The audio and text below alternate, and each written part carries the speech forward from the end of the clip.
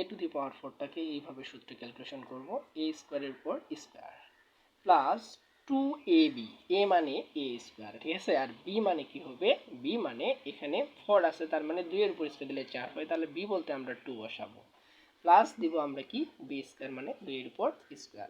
এ পর্যায়ে দেখেন এটা হলো এ স্কোয়ারের উপর স্কোয়ার দিলে এ পাওয়ার 4, আর এইখানে যে মানটা পেয়েছি 4 এ স্কোয়ার, এটা কিন্তু এখানে নাই, আবার 2 এর উপর স্কোয়ার দিলে 4, মানে এই মানটার সাথে এই মানটা ম্যাচিং আছে।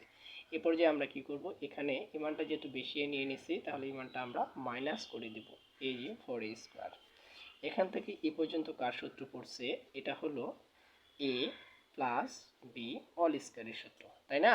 আর বাকি থাকলো 4 এ স্কোয়ার, এটা সমান আমরা লিখতে পারি 2a এটার উপর অল স্কোয়ার।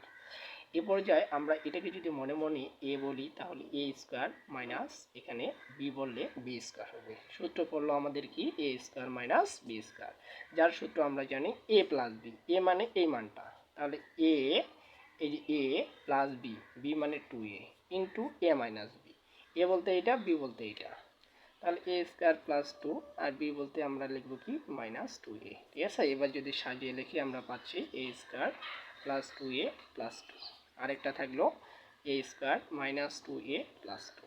খুব গুরুত্বপূর্ণ একটা প্রশ্ন, এটা কিন্তু অনেক পরীক্ষায় আমরা পেয়ে থাকি, ঠিক আছে।